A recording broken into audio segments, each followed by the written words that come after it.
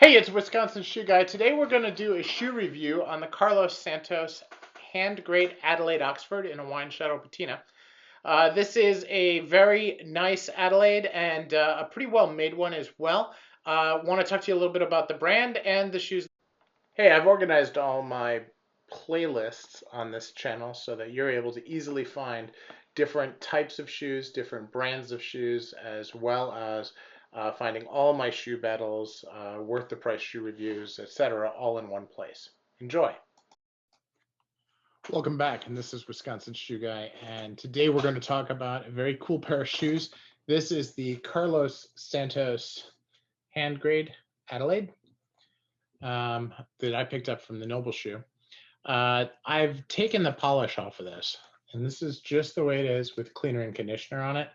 I did brush it up a little bit, but I did this because I really want you to be able to see just the cool quality of this shoe, both on the upper.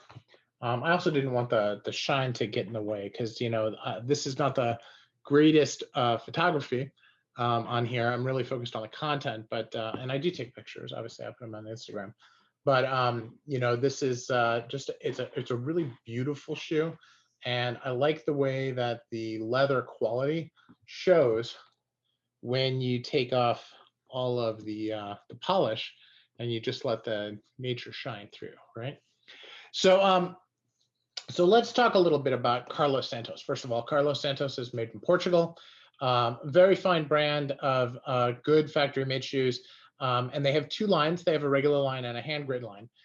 This is part of the hand-grade line. The main difference is that the hand-grade line has a higher grade upper and a higher grade sole.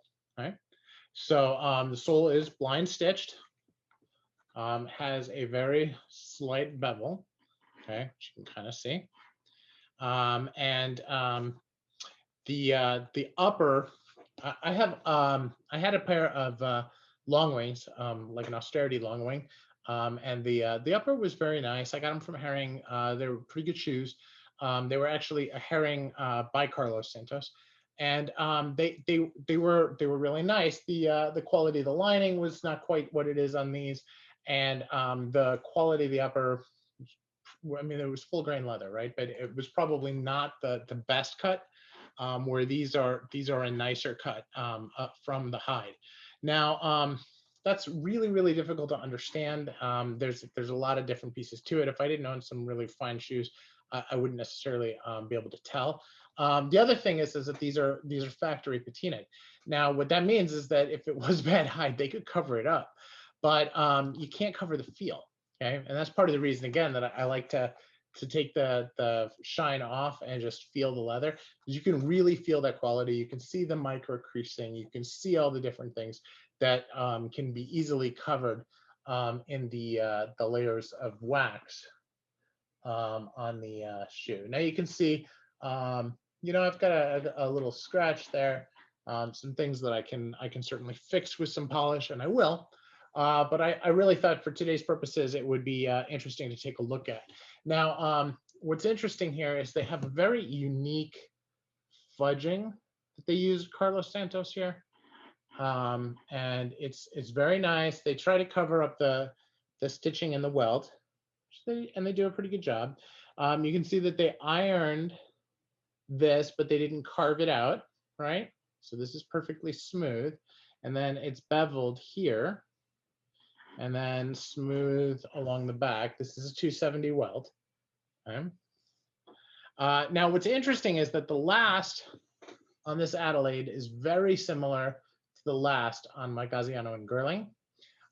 This part here is a little bit more square.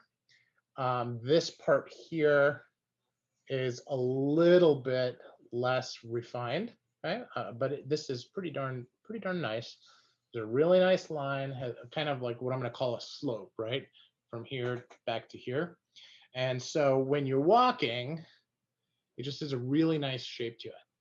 And almost the same, but not quite, okay? And for a shoe that's $400 compared to a shoe that's, $1,200, it's a very good example of a nice design.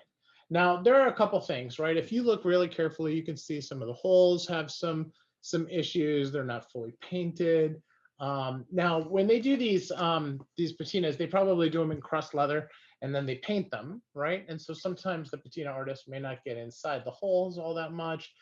They might not get the edge of the hole. So when I hold them at an angle, it might look like they're just unpainted, or they may just be unpainted.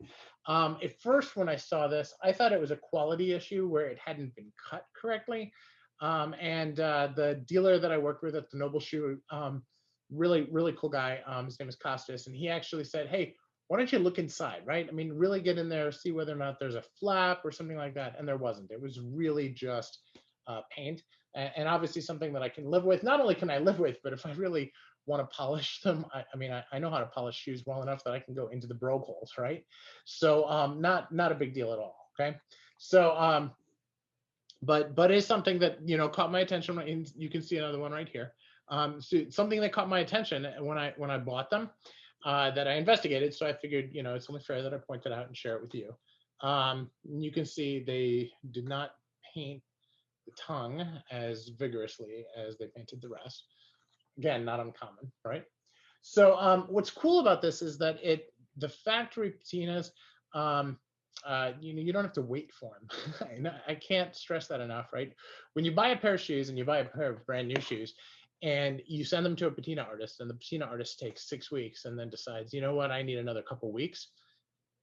It's really, really hard to be patient with it. And obviously patina artists are artists, right? They've got a backlog of work. They've got things that they want to do. They want to do a great job. And so they need to take time. Part of patina, which a lot of people don't necessarily realize, is taking off the old colors before they put on the new. I was at a Crockett and Jones when they were talking about their Handgrade line, which is what they also claim to be fully hand patinaed. And they talked about having to take the shoes that are like navy and basically strip all the color off and then reapply color to them. Is a very interesting part of the process that I think a lot of people really lose sight of. And the patina options at Carlos Santos are just really out of this world. I mean, there's just a lot of really cool colors that they've got set up that they can do for you. Now, it's not as customizable as going to a patina artist, right? If you go to any of the patina artists that are out there, and there are a lot of really, really good ones, many of which are my friends, they can do anything you want, right? I mean, there was a gentleman in one of my groups who his name is Chris Gunnersley, and he's in Wisconsin, like I am, and he actually was inspired by the color patterns at a Yellowstone spring at Yellowstone National Park, and he did a pair of shoes to look like it. So it had like this huge gradients and everything. I mean, just beautiful shoes, absolutely phenomenal. And if you want something totally customized, go to him, go to Greg Park, go to Alexander Norilev, go to one of the really big patina artists, and that can be great. Michael Baldinger. There's just who's MB Shootout. There's a ton of them out there that are really, really good. I went to Mr. Renworks, who's fantastic, just out of this world patina. He did something, it looked just like a Berluti. I mean, it was fantastic, right? But as you look at factory patinas, this is really, really good, okay? And again, $400 with the patina, okay? Normally a patina is gonna set you back $150 plus, right? So this is a really cool example of a beautiful shoe that somebody took their time with and did a nice job. So they call this wine shadow, and it's really nice. Now the Handgrade, so you've got the leather, you've got the soles, there's this beautiful closed channel sole. As I said before, you have, blind stitch sole, okay? Just to be clear, closed channel, they actually take the channel that's there and they hammer it shut, okay? They do that on Vass. This is different. They actually peel it back and then they peel it over it, okay? And then they shine it up real nice. Just a really phenomenal work. A really well-fitting shoe, fits my foot well, and really is holding together quite nicely. So, is it worth the $400 price? Absolutely, right? These are every bit as quality as you would see in an Allen Edmonds. The leather quality is there, the lining is there. it may be a little bit thinner, but not remarkably so. The sole quality is there. The insole is there. For all intents and purposes, this is a very, very high quality shoe with the blind stitch sole, which you can't get on a lot of the American shoe brands, and a very European design, but a very economical price for what you're getting in the shoe. So again, I said, they're remarkably similar to my Gaziano and Girlings, which are 3-4 times the price, right? So 3 times the price. So definitely something worthwhile, worth checking out. Take a look. Carlos Santos, the Noble shoe. I think he has some of these still in stock, and he does GMTOs all the time for him. Definitely worth trying.